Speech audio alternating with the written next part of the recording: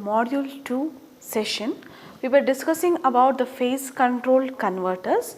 So, we have studied the different classification of these phase controlled converters. Okay. In today's class, we will discuss about a single phase half wave control rectifier. So, half wave control rectifier means we will be controlling only one half cycle of the input voltage. Okay. So, this is a circuit for a single phase half wave control rectifiers. Now, depending on the different load elements that we are going to use, we have different circuit related to the half wave control rectifiers. So, to begin with, let us discuss with only a resistive load. Okay. So, now this is the circuit. We know that in case of rectifiers, it is very simple circuit because it is a process of natural commutation that is going to take place within the circuit. Okay. So, this is the single phase AC supply whatever we receive at our homes. Let us say for example 220 volts. Now, that we are using through a step down transformer here to step down the voltage level. Okay. So, this is the symbol of a transformer as we all know, and I hope you also know why we are drawing these two lines in between. Why is that? So, that is because to indicate what is the type of transformers. You might have studied in your lower semesters, that is there are different types of transformers based on their construction. So, based on the construction, okay, the vertical lines are known as the limbs of a transformer. So, based on the vertical lines that we write here within the primary side and the secondary side of a transformer, we tell it to be a shell type or a core type of transformer. So, in your basic classes you might have studied that if you are having two limbs, then it is a core type of transformer. Okay. If you are having three lines in between, it is a shell type of transformer. That is a general explanation for this symbol what we have written here.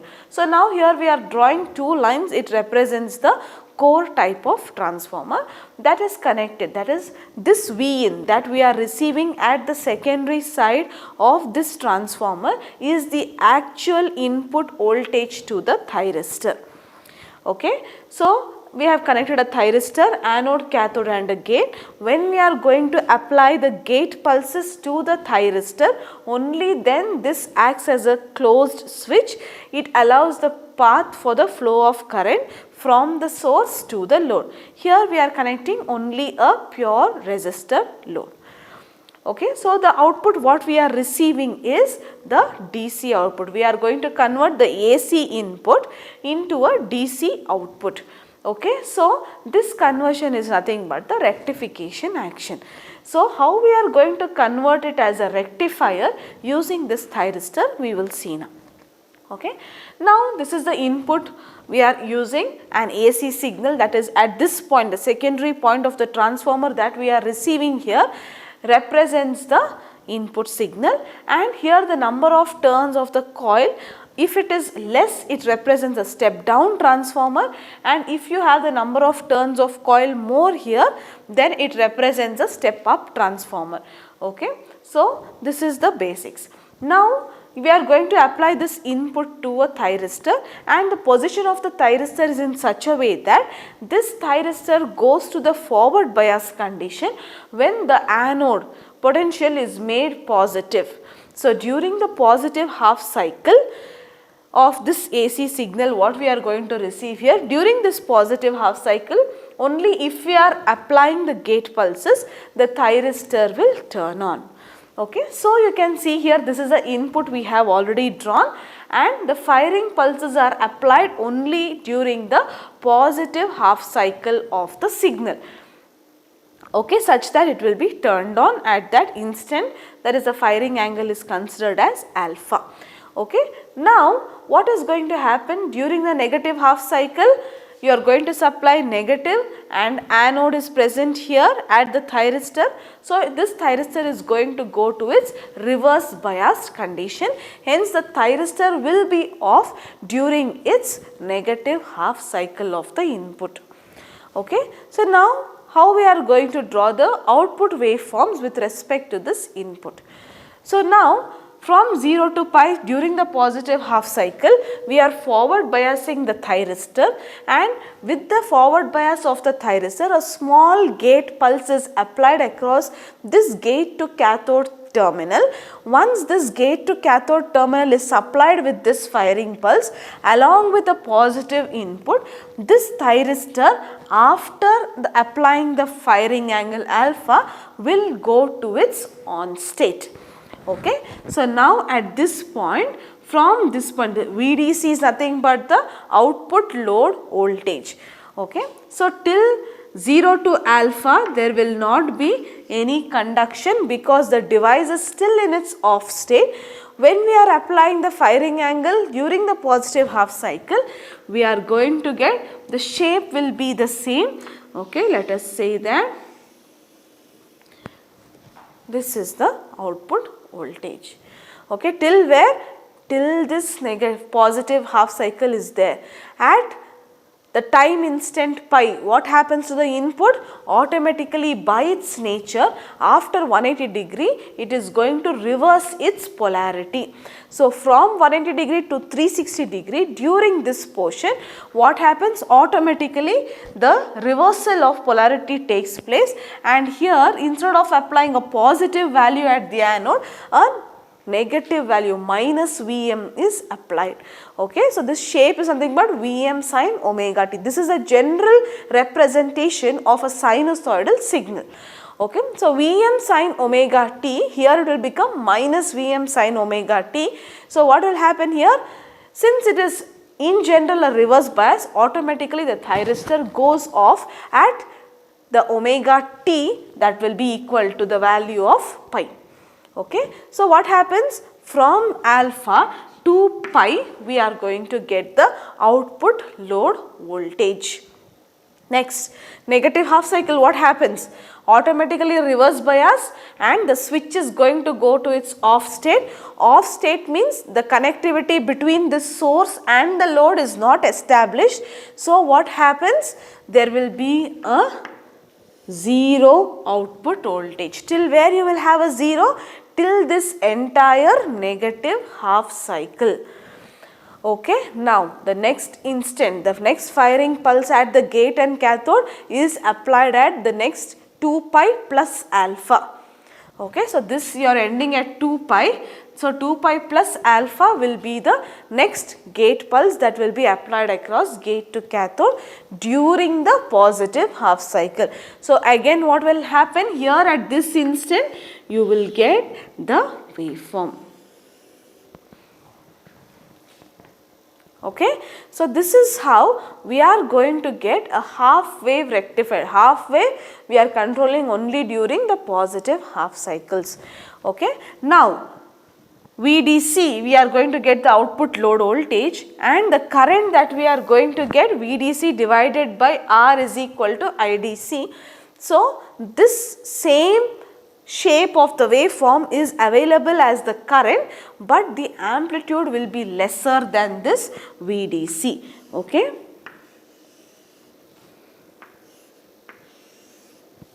So this will be the waveform for IDC, that is equal to VDC divided by R. Hence the amplitude, when compared to your voltage amplitude, this current amplitude should be smaller than the applied voltage amplitude. So this is how you are drawing the output voltage for the phase controlled half wave controlled rectifier with R load.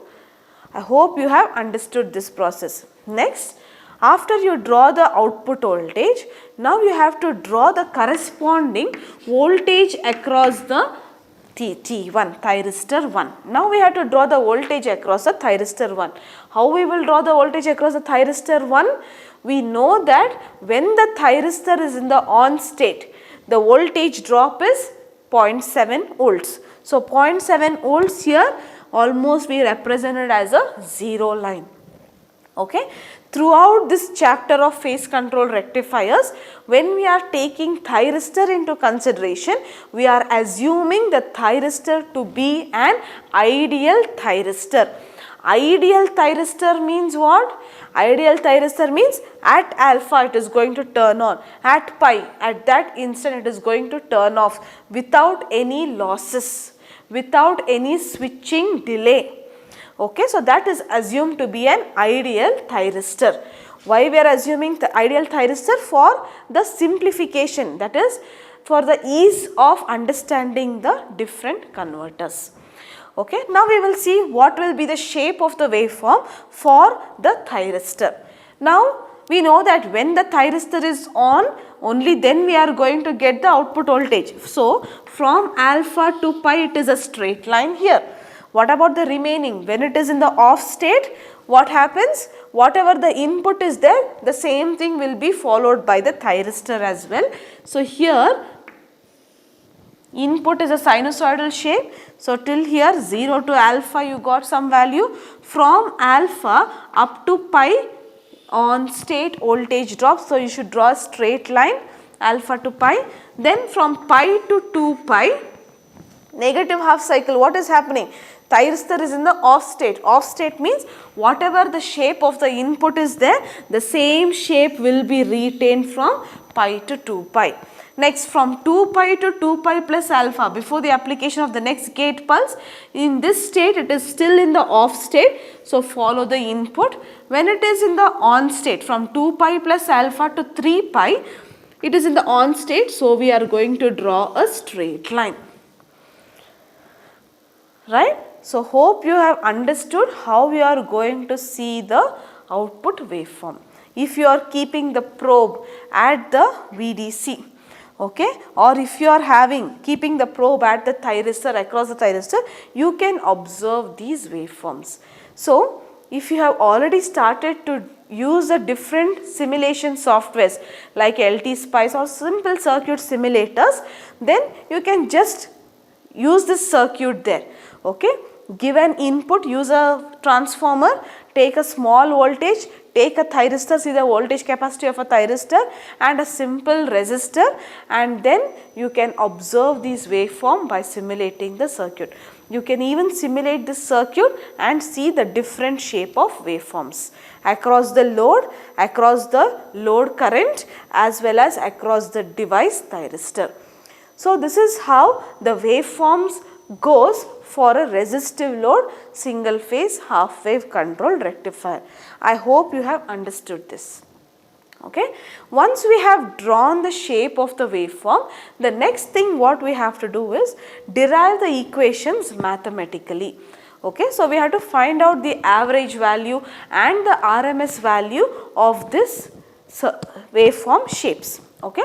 So now let us take, for example, we have the output voltage. So we will find out the average load voltage.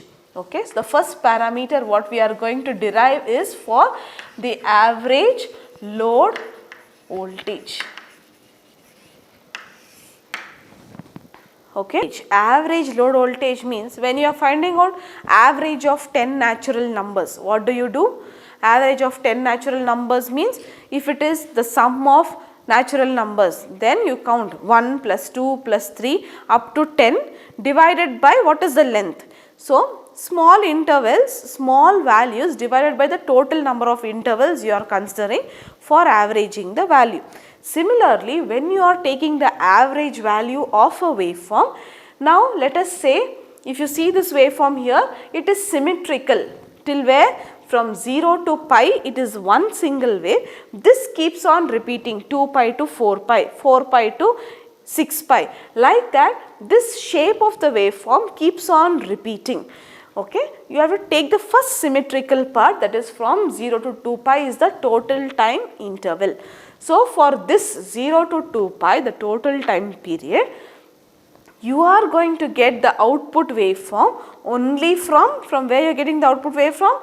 Only from alpha to pi. So whenever you are taking the average value, you have to know that, let me write the generalized equation for finding out the average.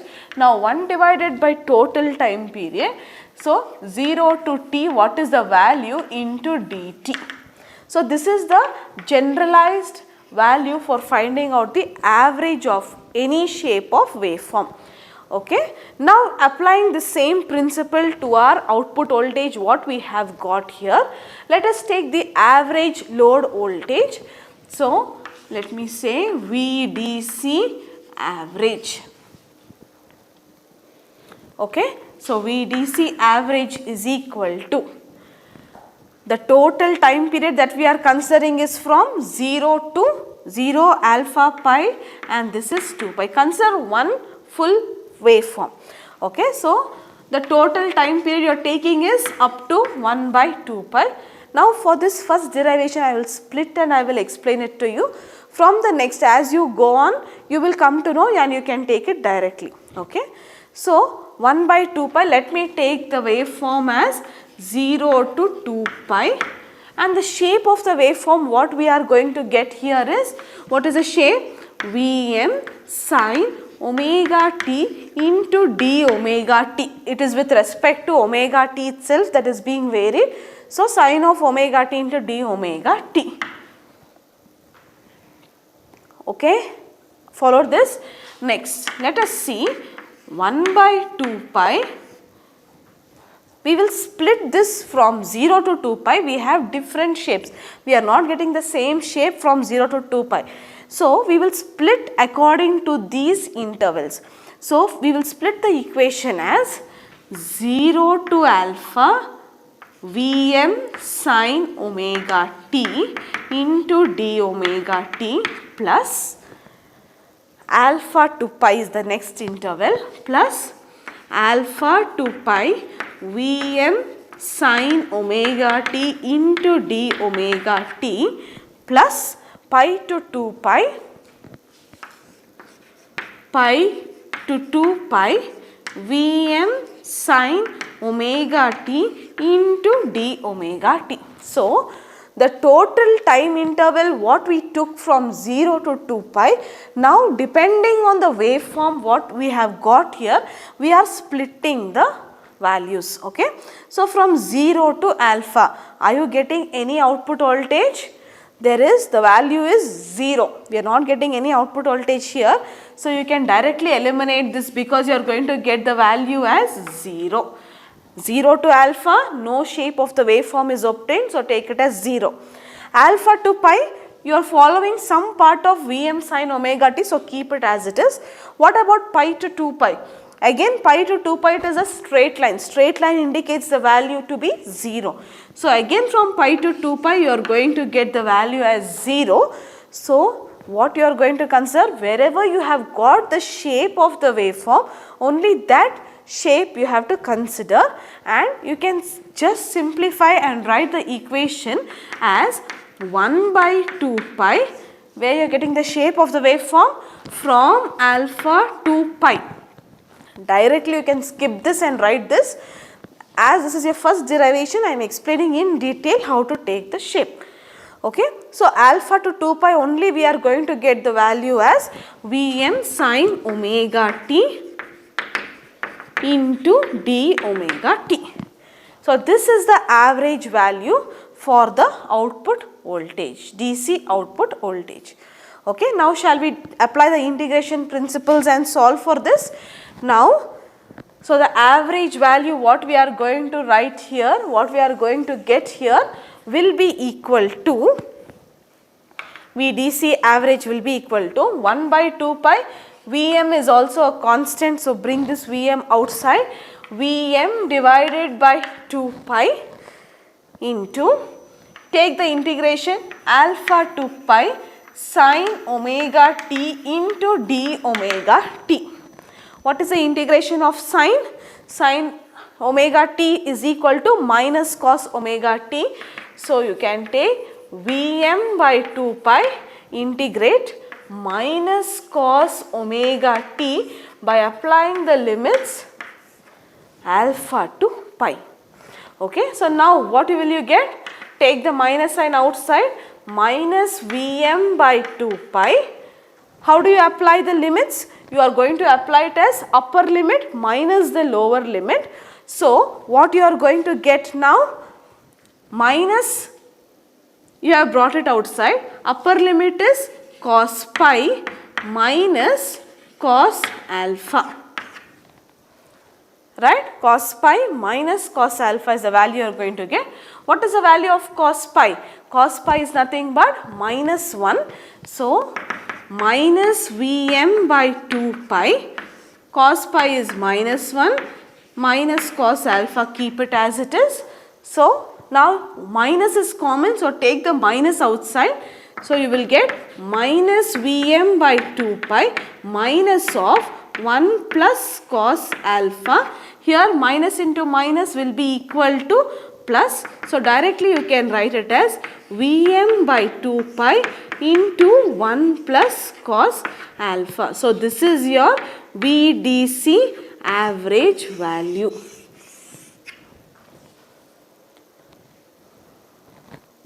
Right? Have you followed? This is the just simplification. Take the expression, find out the integral of it, apply the limits and get a concluded value.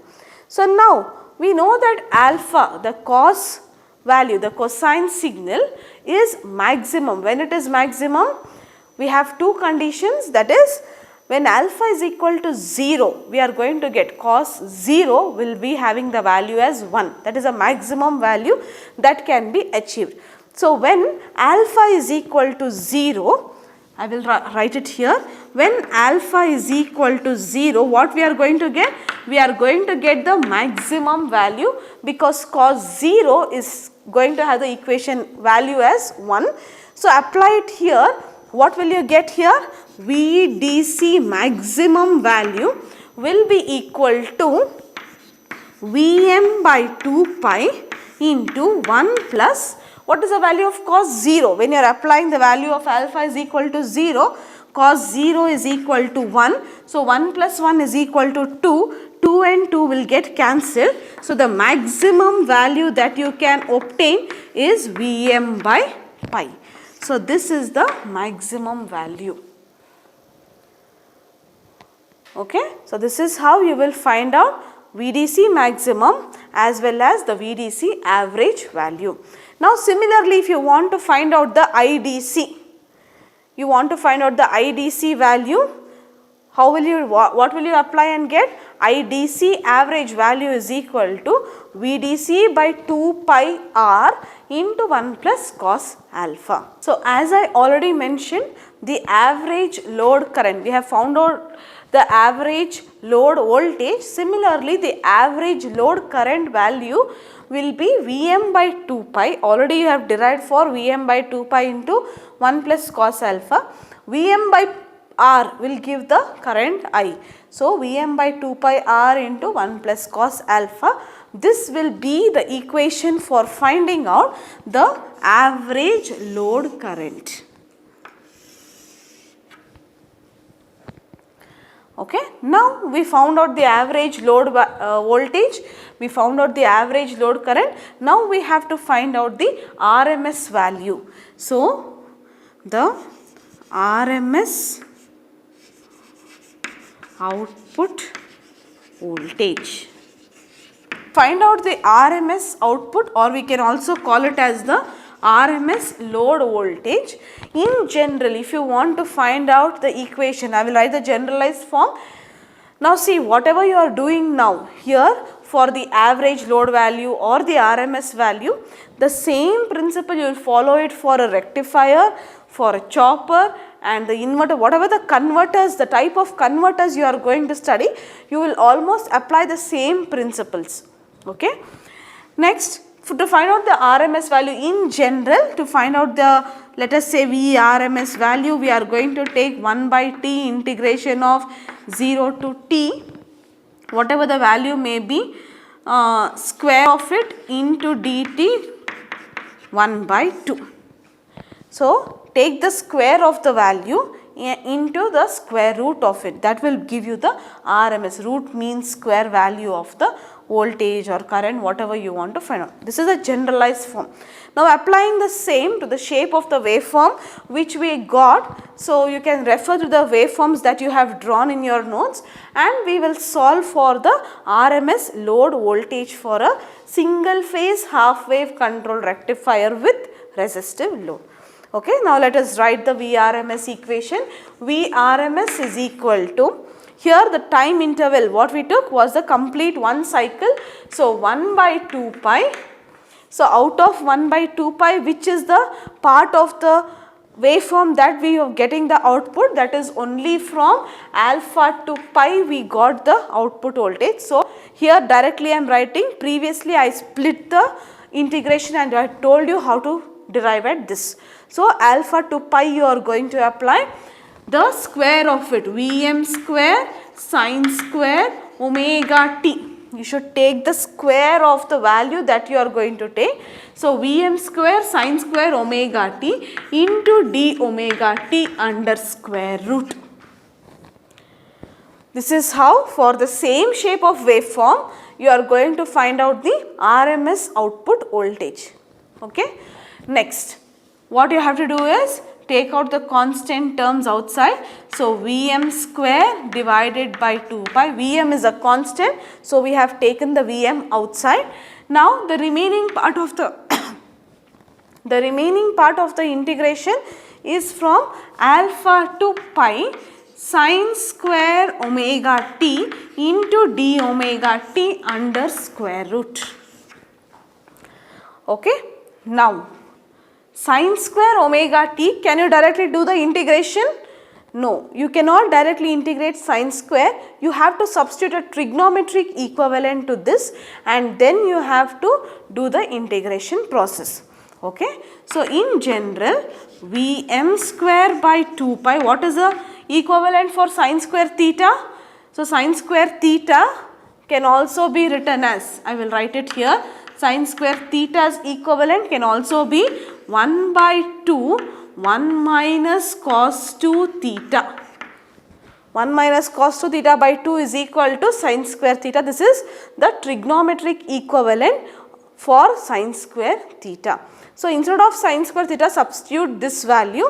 Here it is with respect to omega t. So first you substitute, then you have to integrate. So apply this 1 by 2 into 1 minus cos 2 omega t into d omega t under square root. This entire thing comes under square root. Okay. So now again 1 by 2 is common, so take it outside. So you will get Vm square by 4 pi. Integration I will apply it separately. Okay. For the first derivation I will show you step by step. For the next one onwards, directly you can apply the limits and integrate it. Okay. So now first one, alpha to pi 1 with respect to d omega. Okay, I will split and write alpha to pi 1 into d omega t minus alpha to pi cos 2 omega t into d omega t under square root. Just I have split the equation for integration purpose and then I have written it. Now is it easy for you to integrate? What is the integration of 1 with respect to omega t? It is nothing but omega t, and cos 2 omega t is nothing but sin 2 omega t divided by 2. So do the integration here. For this one, what will be the values you will be getting? Now that will be equal to, so here this will be equal to Vm square by 4 pi. Okay. Integration of 1 with respect to d omega t, you will get omega t, apply the limits alpha to pi. Okay. Alpha to pi. Here I will write the brackets so that it will be easy for you. Okay. So omega t alpha to pi minus integration of cos 2 omega t is nothing but sin 2 omega t divided by 2. Apply the limits alpha to pi.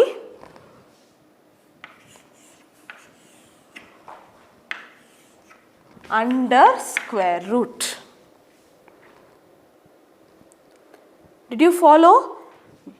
We have split the integration here and these are the integrated values. Now we have to apply the limits. Okay. So Vm square by 4 pi omega t, upper limit minus the lower limit. So, pi minus alpha, it's done, minus, open a bracket here, sine 2 pi divided by 2 upper limit minus sine 2 alpha divided by 2 lower limit, upper limit minus lower limit 1 by 2 under square root. Okay. Now, what will be the equation now? What is the value of sine 2 pi? Sine 360 degree, it is nothing but 0. So, this entire term you can equate it to 0. Okay. So, what is the remaining term here? Vm square by 4 pi into pi minus alpha. Sine 2 pi is 0, so completely you can eliminate this term. What is the remaining? Minus into minus will become plus. Remaining term is sine 2 alpha divided by 2 under square root. Okay. Now, take this, apply the square root here. Vm by square root of 4 is 2. So, bring this outside. The remaining is pi minus alpha plus sine 2 alpha divided by 2 whole divided by pi. Only for this you can write it under square root. Vm by 4. This Vm square by 4 you have brought it under the square root. So, you will get Vm by 2. Take this pi inside. So, this is the DC RMS value. You have to remember the VDC average, IDC average and the VDC RMS values, only then you can solve the problems. Okay. Now, we will see what is the maximum. So, here let us say that when we are applying the value of alpha is equal to 0, what will happen to this equation here? Alpha is equal to 0, sine 2 0, multiply by 0 is 0. So, this will become 0 plus 0. So, the remaining is pi by pi, which will get cancelled, 1 under square root is 1. So, the value when alpha is equal to 0, the maximum RMS value will be equal to Vm by 2. Okay. So, this is the brief explanation about the single phase half wave control rectifier with resistive load. And I hope you have understood these steps. You have to write and practice these derivations, because not one derivation for each circuit, and depending on the different conditions, whether it is R load, RL load, you will be having different derivations to do. So, you have to write and practice, only then you will be able to do it by your own. So, the next part is the half wave control rectifier for a inductive load. So, inductive load means always we do not take directly the inductor, it is always a combination of some resistance along with an inductor. Okay. So, this is how the circuit represents. We are going to use a thyristor T1, and with the application of the gate signals during the positive half cycles, since it is an half wave. So, at the half cycle, positive half cycle, with the application of gate pulse, only then we are going to have the output voltage. Okay. Now, when we are speaking with respect to the output voltage here, we have to keep in mind that the inductor that we are using is a energy storing device. Okay. So, what happens in case of an inductor? It will store the energy within it and release the energy.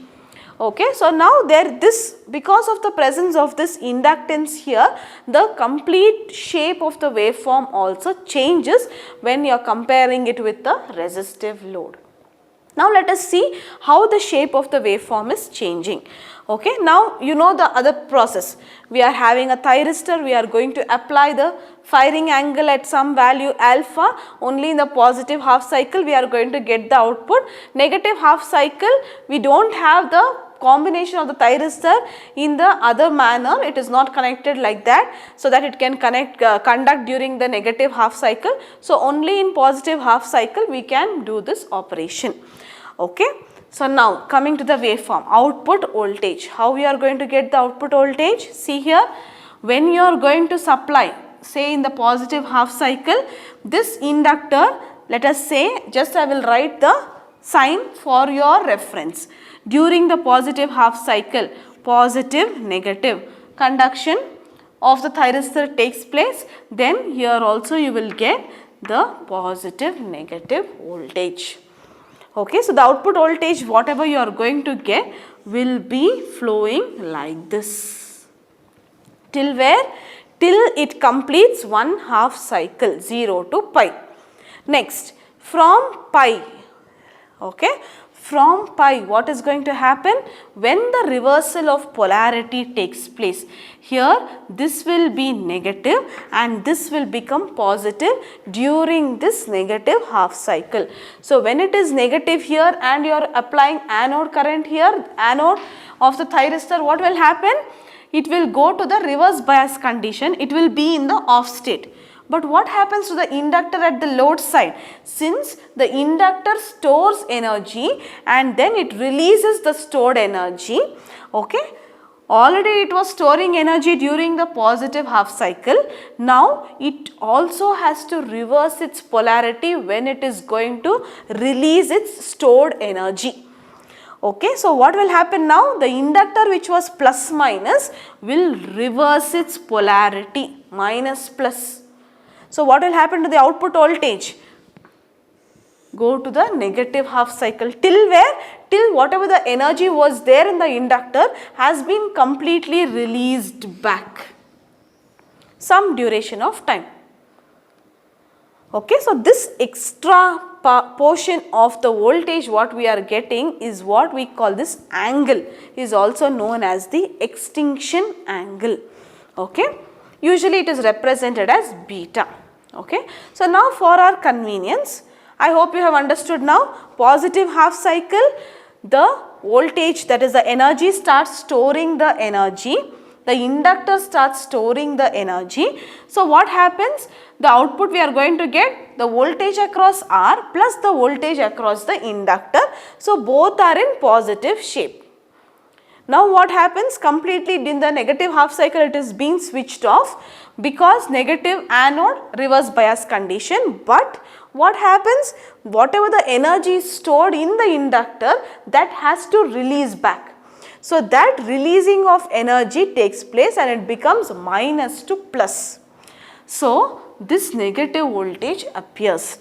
Let us say this alpha is the firing, this is 0, alpha is the firing angle, pi, and next let us call this point to be pi plus some value alpha. Okay. Now, this same cycle repeats when the complete energy is released by the inductor, it comes to 0. Now, it will be in 0 till where? Till the next application of gate pulse and till it waits for the next positive half cycle. So, next positive half cycle, again this becomes positive, here it becomes negative, positive anode with the application of gate pulse, thyristor conducts, again energy is stored in the inductor. So, till here it will be a straight line, okay. Till here it will be a straight line. Again here with the application of gate pulse you will get a voltage, and with the continuity of this it will somewhere come to the, this is energy storing, this is the releasing of energy that is available in the form of the output voltage. Is it clear? Have you understood? Next, now voltage and current. Here in case of a pure resistive load, directly what we did, we reduced the amplitude of the voltage and drew the current. But in this case, when we are having a R and L together, we know that the voltage and current are not the same. Okay, so now let us see what happens to the current. Now, inductance means di by dt, rate of rising of current takes place. Energy is stored in the form of the change of current. Okay, so what happens at alpha? The energy in the inductor starts storing. So what happens? The current also gradually rises till where? Till it reaches the maximum value. Maximum value is at omega t is equal to pi. Till that point the inductor starts storing energy. Okay, once the inductor starts storing energy till alpha is that omega t is equal to pi, it will reach the maximum value. Now, when the reversal of polarity takes place from pi to 2 pi, then what happens? Automatically inductor has to release the stored energy. Okay, the voltage direction will change, but what happens to the current? Current releases the energy, it will come back to 0. Alpha pi plus alpha, this is the waveform of current. It is not same as that of the voltage because it is a RL combination. Okay, so this is how the current goes. Now again, when it already the energy stored in it is being completely given out, there will not be any current flow. Again, with the application of the next gate pulse, the inductor starts storing the energy di by dt, rise in current. You are not giving a straight line here, you are gradually showing the increase in current till where? Till this positive cycle is completed, energy stored in the inductor reaches its maximum value. Once the reversal of polarity takes place, what happens? The energy that is there in the inductor is released back and the current falls back to 0. This is the difference between voltage and current for an RL load. Okay. Now, coming back to the thyristor. What about the thyristor shape? Now here, whenever you are getting a waveform here, thyristor is still in the conduction state. So, non-conducting state. Let us say this is the voltage across thyristor. Off state, thyristor is not conducting. When it is in conduction state, what happens here? On state voltage drop of a thyristor is 0.7. So, we are going to take the line as 0 till where the thyristor is conducting. See here, till this pi plus alpha you are going to get the output voltage. If you are going to get the output voltage means thyristor is still set to be in its on state. So, till some point here it will be in its on state, straight line. Okay, once this current completely comes to 0, what happens? It will follow the negative half cycle non-conducting state, and here till this point you will get the angle like this. Alpha, again straight line till where? Till the current is there. When the current is equal to 0, again it starts its non-conduction state. Straight line indicates the conducting state and the waveform shape indicates the non-conducting state. So, this is the voltage across the thyristor. So, 0 to alpha, pi, pi plus alpha, 2 pi, this continues. Okay. So, now when you are going to find out the average, I hope you have understood the waveforms and the circuit operation. Now, we will find out the average value of the inductive load for a half wave control rectifier. So, average load voltage.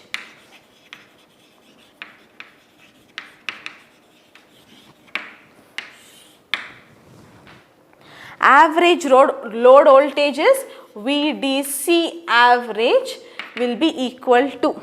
Now, here you can see the load voltage 0, alpha, pi, pi plus alpha up to 2 pi. Then again the same repetition is taking place. So, consider one complete cycle. So, 1 by 2 pi. From where to where you are getting the shape of the waveform? It is nothing but following the sinusoidal shape, okay, small bit. So you can consider it also to be the part of the sinusoidal shape itself.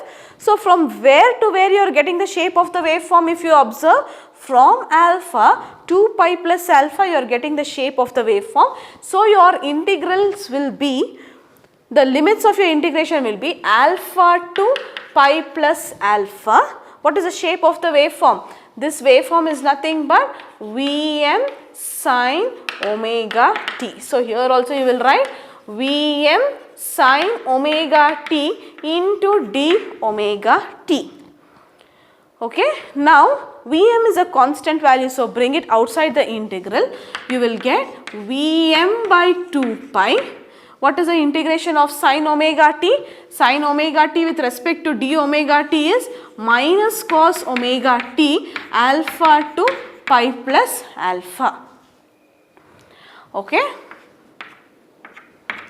Now apply the limits. Vm by 2 pi, bring this minus outside, cos of pi plus alpha minus cos alpha after applying the limits. So pi plus alpha 180 plus alpha 180 plus, if you say the if you see the quadrant rule, ASTC. So this is your 180, this is 0, this is 90, this is 180, this is 270. So 180 plus alpha means your value will come somewhere around here. So here if it comes 180 plus some value, you have to take the cos function as a negative value. Okay. So this is from the quadrant rule. So from that you are going to apply Vm by 2 pi minus cos 180 plus theta will be minus cos alpha minus cos alpha. So you can take the minus sign outside. So minus into minus you will get plus. I am writing it directly. So cos alpha plus cos alpha will be equal to 2 cos alpha. 2 and 2 will get cancelled. So directly I am going to write Vm by pi into cos alpha will be the average DC output for a RL load. And the maximum value, what will you get? When alpha is equal to 0, VDC maximum will be equal to cos of 0 will be equal to 1. So Vm by pi is the maximum value that you are going to get with respect to this. Okay. So this is about the inductive load. Now for this inductive load, whenever we are using the inductive load, we are going to use another diode along with this inductor, so that you can see here the voltage is becoming negative and the thyristor is still in its conducting state. Okay, but we don't want that to happen. We want the thyristor to be in its off state whenever the reversal of polarity takes place. Along with that, we don't want any voltage in the negative half cycle. Means what? You are going to return the voltage back to the supply. This should not happen. So in order to avoid this negative portion, to cut this negative portion, we will be using something known as the freewheeling diode. Okay. It is also called as a commutating diode, a freewheeling diode. Now we will see if the effect of a freewheeling diode, if you are going to connect a freewheeling diode to this load in parallel, let us see what will happen to the shape of the waveform.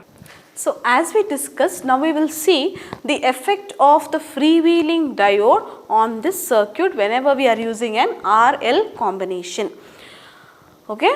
So now freewheeling diode is also known as a bypass diode or a commutating diode. Let us see what is the action that is going to take place.